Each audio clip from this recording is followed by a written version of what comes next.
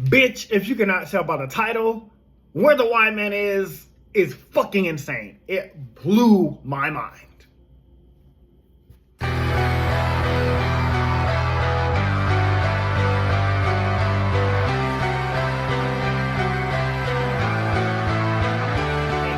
Everything Anime Podcast. I'm one of your host, Shinry. Here at Everything Anime Podcast, talk about from anime, manga, video games, TV shows, and whatever relevant topic we're talking about.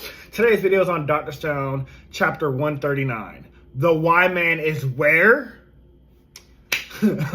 I know, it's a mouth dropper. My mouth hit the fucking floor when I found out where the Y Man was this whole time.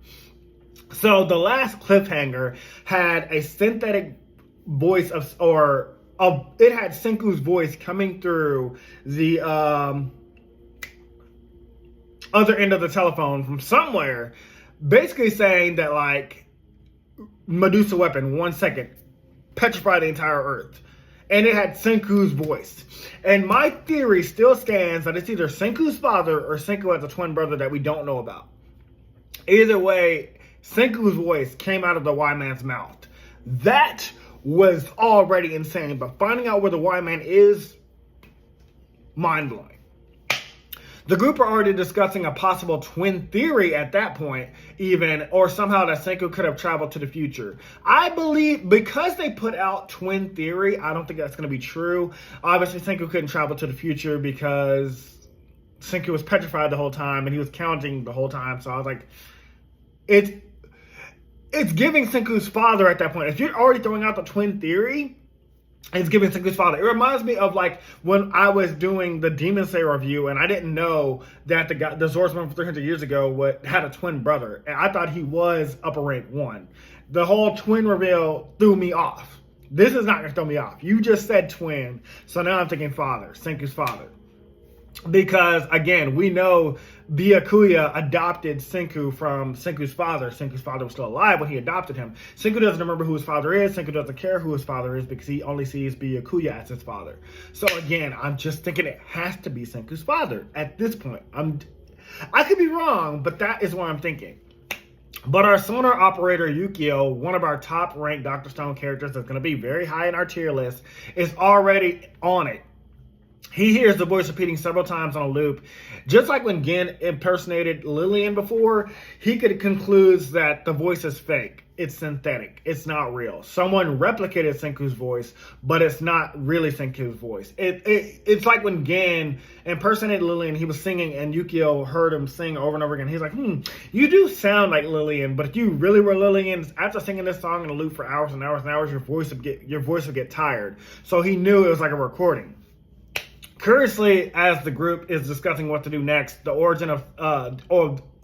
origin of the device, Sozu says that he recognizes the shape somehow. So they're staring at the Medusa weapon, wondering, like, where did this come from? And Sozu's like, hey, I've seen that before. And I'm like, how, Sozu? You were a baby. I mean, maybe he did recognize it as a baby because that's how he remembered his father and his mother. But I was like, I've never seen this Medusa weapon symbol before, so I didn't know where we were going with this. Before we get answers to that, the battle team prepped themselves for fights in the future with future enemies. Kirasame and Kohaku have their rematch, where we learned that Kohaku is on the same level as Kirasame. She just couldn't fight as freely as she wanted before because she was in that dress, which we did hear Kohaku state. Like, when she was fighting Kirasame for the first time, she was like, she couldn't draw out her weapons because, you know, the dress was constricting around her. But I was still like, Kirasame just kicked a boulder with her leg in half. We've never seen Kohaku do that. We've seen Kohaku break something with one swift movement, but we never seen Kohaku, like, you know, do that. And Kirasame looked like she was way stronger than Hyoga and Tsukasa. But again, it's very hard to gauge these characters in a fight. So who knows? Meanwhile, we go back to the mysterious petrified person that Taija retrieved from the water some chapters back. And it turns out he has similar markings to the Medusa weapon. So maybe this is where Sozu had recognized that from. I wasn't 100% sure, but even I was like, who is this guy? Is he going to be a part of the Y-Man story? Well, it's a little bit more complicated than that, but I was curious about who this mysterious character was, because we did meet him several chapters back, and I remember thinking, like, this guy, if you guys don't know who it is, that is kind of weird and mysterious. Without hesitation and keeping her promise to revive everyone again, Senku brings back this guy without even knowing who he is, like this random stranger. And he looks like Tsukasa's twin to me, maybe Tsukasa's ancestor. That's kind of the thoughts I was getting. But Senku can tell based off the fragment pieces on his body, he's from a few centuries ago. Not 3,000 years ago, but maybe like closer to this modern time. So I found that interesting because, of course, again, Ishigami Village, or the descendants of Byakuya Ishigami and all the other astronauts, they had kids, and obviously, their kids, basically restarted humanity to an extent. Before we can question him further, though, he rushes to Genro, believing that he's his former masters, and swears allegiance to protect him again. So, obviously, Genro, ancestor, or twin, well, more likely his ancestor, and again, this could be Tsukasa's ancestor as well, or some generation of Tsukasa's family, because again, all these people are somewhat related in some way or fashion or not. Well, we're all related in a way. But anyways, he rushes to Genro thinking that he's like his former master. He's like, oh, master, I'm sorry, I'm back to serve you. We can also see he's outrageously strong and fast, like Mozu, Hyoga, and Tsukasa, because he rushes through Kirasame and Kohaku, and I think the others nothing. He takes them out like a blitz. So he might even be stronger than Maz, Hyoga, and Tsukasa. As he begins his backstory, he tells us that a lot of petrification weapons like the Medusa rain down from the sky. So there are multiple Medusa weapons on Earth. Or there were.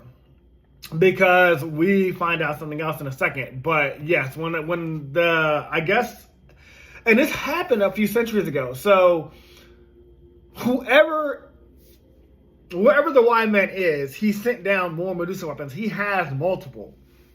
But currently there's only one, and we're going to learn about why. Before we can learn more, though, Senku cuts him off faster than Luffy did when Usopp asked Rayleigh what the One Piece... Hey, old guy! I've got a question of my own! The treasure Roger talked about! The legendary One Piece! Tell me, is it really... That's enough!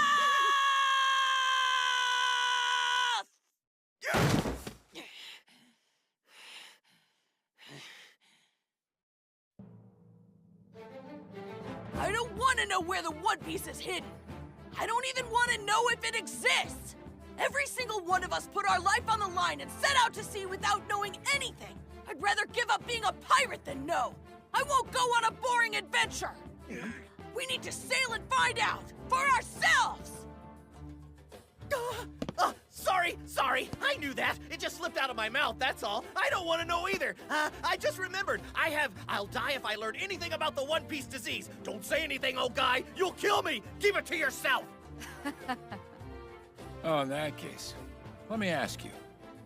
Do you think you can do it? The new world far surpasses anything you can imagine. Your foes will be powerful. Knowing that, do you still think you can rule this mighty sea?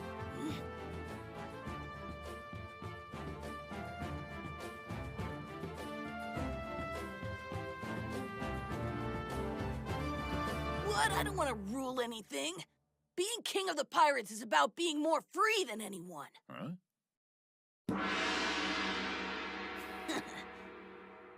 I see. Monkey D. Luffy, I must say I like your style. Your ship is in Grove number 1, right? I guess I'll head over there now and get started. What do you plan to do anyway? At any moment...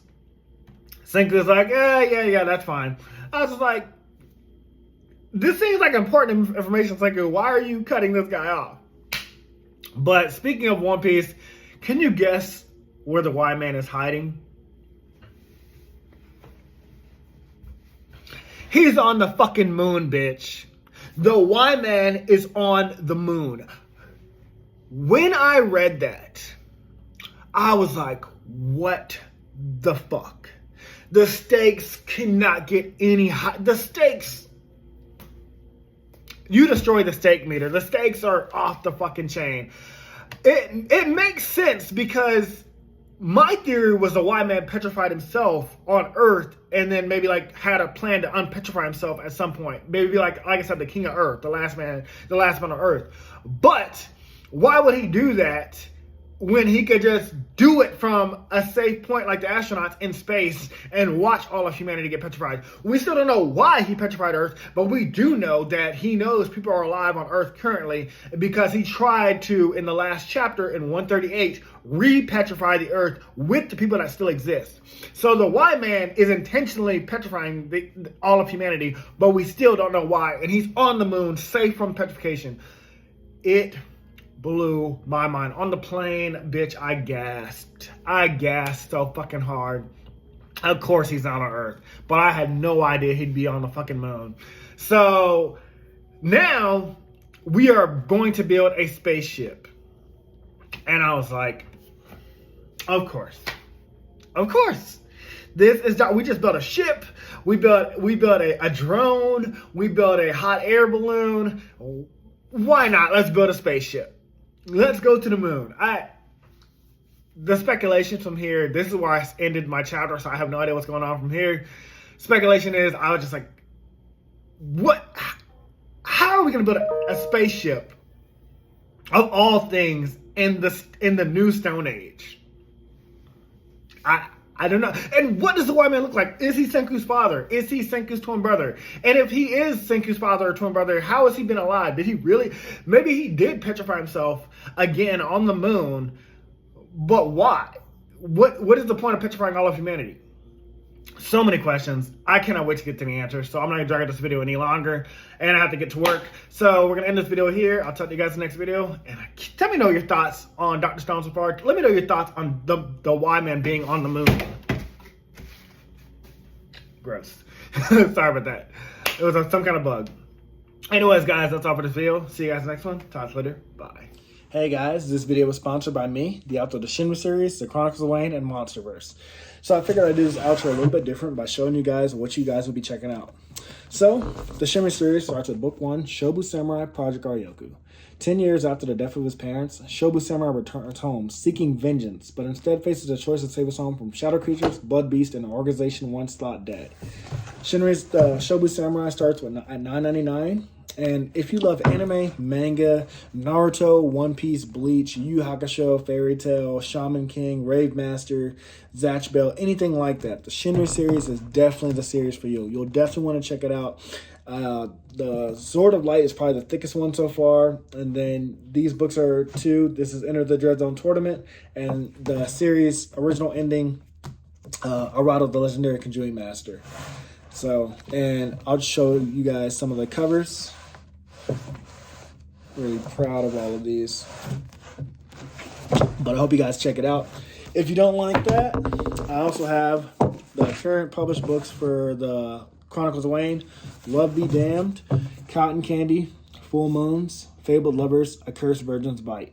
If You Go Where Monsters Dance, Red Will Rain Over Your House. Love Be Damned. Now, the Chronicles of Wayne is about a geeky guy, or a nerdy guy in high school. His senior year, he has a crush on the hottest guy in school, because of course he does. He's only got one best friend, and her name is Barb. Well, the hottest guy in school turns out to be a werewolf.